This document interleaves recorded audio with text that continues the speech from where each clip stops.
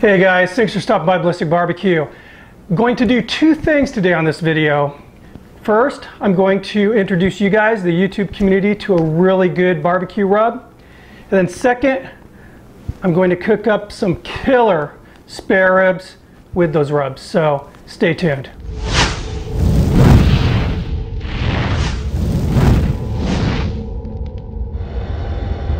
Now the first thing I wanted to do was talk about these rubs. The name of the company is called Big Belly Rub. The owner's name is Scott Shively. He's out here in San Diego with me. We are actually personal friends. We've been buddies now for going on 25 years. And I gotta tell you, good guy, barbecue enthusiast.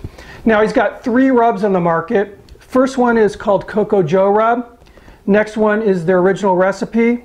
And the final is Chipotle Lovers Rub. Now, this Coco Joe, he's incorporating that espresso that we all know goes so well with meat, but he's also added some cocoa to it. And I'm not talking about that sweet hot chocolate type cocoa. It's more of a cocoa flavor, kind of that bittersweet. That combined with the heat and the spices, it's a knockout, and I am really looking forward to doing a video on that. Now the 2 other rubs, the original recipe and the Chipotle Lovers Rub, immediately got those wheels turning in my head, and I knew exactly what I wanted to do with these 2 rubs. I'm going to do a spare rib recipe that I have not done a video on yet. Those of you that follow like the professional barbecue competition circuit are going to recognize many of these techniques. Those of you who are just looking at a video to get a good rib recipe, they're going to kind of think, that's odd, but you guys need to trust me on this. This is a knockout recipe, so let's get started. Okay, I have here 2 racks of pork ribs. Now I went ahead and peeled the membrane off the back, did a little bit of trimming, and I've trimmed these St. Louis style. So, I'm going to start off with a little bit of peanut oil.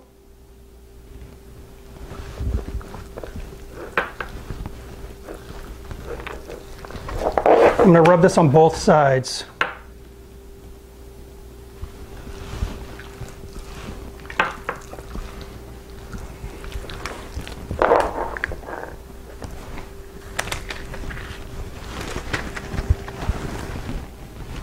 Now I have here the Chipotle Lovers Rub.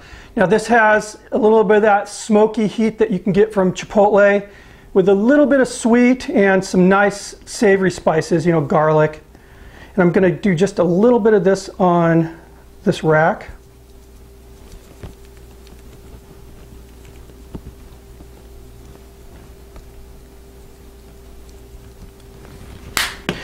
Now I'm going to use this original recipe rub. Now this has a little bit of heat, but a lot of nice sweetness to it. And again, some of those savory spices, garlic, onion, and everything. And I'm going to do a heavier amount of this rub on here.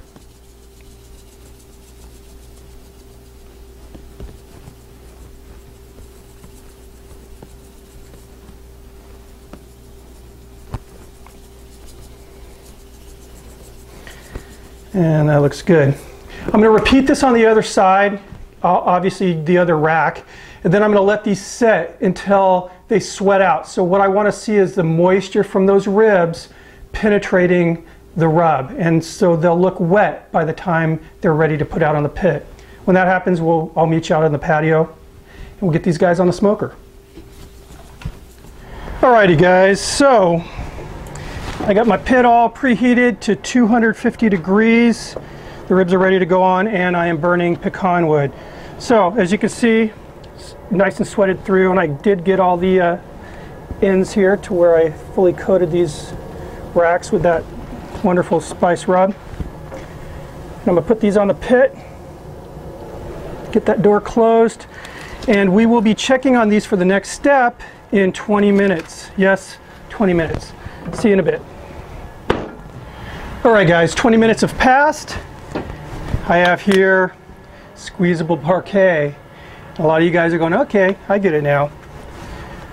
I'm going to go ahead and apply this parquet to both racks here. Get it back in the pit. Now, 20 minutes from now, what I'm going to do is spray this with apple juice. And I'm going to continue alternating between the parquet and the apple juice for 2 hours, okay? 2 hours. See you in a bit. All right. So, for the last 2 hours, I've been alternating between the applications of squeezable parquet and apple juice from the sprayer. And this is what we're left with. It smells really good. Now we're ready to foil these guys, so I'll meet you in the kitchen. Okay, so since the beginning of this cook, what we've been doing is layering flavors, starting off with those 2 different type of rubs, and then the butter, and then the apple juice. We're just going to continue that process of layering different flavors. On the foil, I'm going to lay down a nice bit of that squeezable parquet. Sprinkle some brown sugar.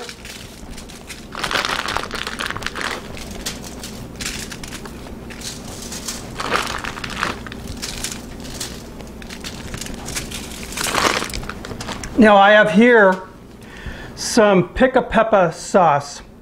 I first discovered this stuff in Jamaica when I was on my honeymoon with my wife, and I thought, oh, this is awesome, and I bought a whole bunch of it.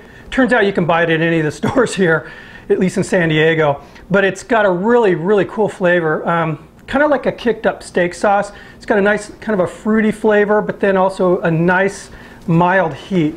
It's really, really good stuff. So I'm going to lay down a bead of this right down the middle here.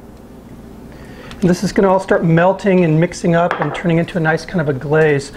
I have here some minced onion. It's not onion salt, just minced onion, like dehydrated onion. Lay this down.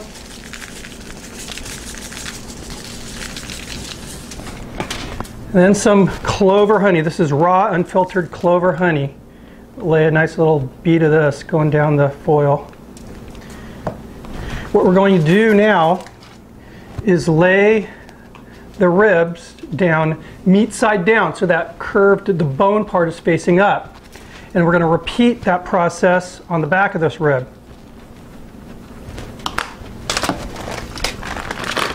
Alrighty, now what we're going to do is wrap this up. Very important, guys, that you keep this foil extremely tight. You don't want a bunch of steam generating in here. And that's a mistake I think a lot of people do. They just, have these gaps in here and the ribs are literally steaming. You don't want that to happen.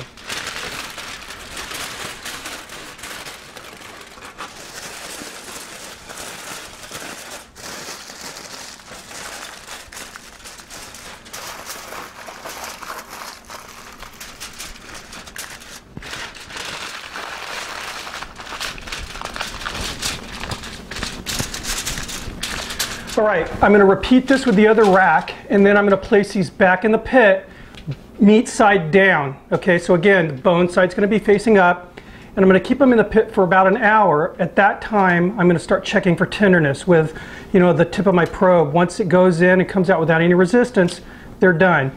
Now again, if you want those fall off the bone ribs, cook them a little longer. Personally, I want just a little bit of tug there. So I will see you in a bit. Alrighty, guys. So I went ahead and tested them after an hour, and they weren't quite done. So we're going to give them another check here. And what I'm using is just my thermometer, my instant read thermometer. Not taking its temperature. I'm just using the probe to test for tenderness. You could use a toothpick, no big deal. What I'm going to do is just take this and stick it right between the bones. Yeah, they're done. Basically, you want it to go in and then come out without any resistance, and that's the way it feels. So, what I'm going to do now is take these in the house. There's a lot of juice in here that needs to be drained, so I'm going to do that, over my sink, and we'll let them rest a little bit, and then we'll get them sliced up. So I'll meet you inside. All right, guys. So the ribs have rested, ready to eat these.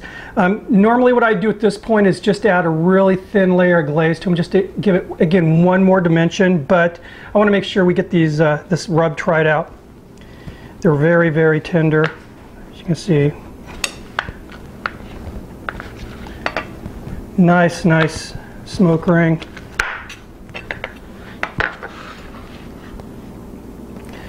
All right, let's try one of these bad boys out.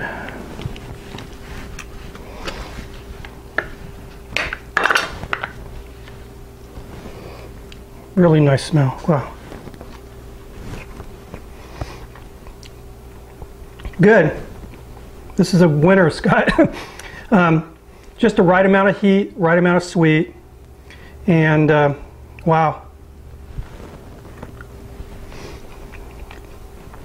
Definitely give this guy's company a try. Again, it's Big Belly Rub. Another cool thing about this company is they donate 2% of all their gross sales to a charity that helps prevent hunger. So I think that's just one more reason to give them a go. That being said, this is a killer product, and I really look forward to using it in some more of my cooks. Anyway, thanks again guys for watching. I'll see you in the next video.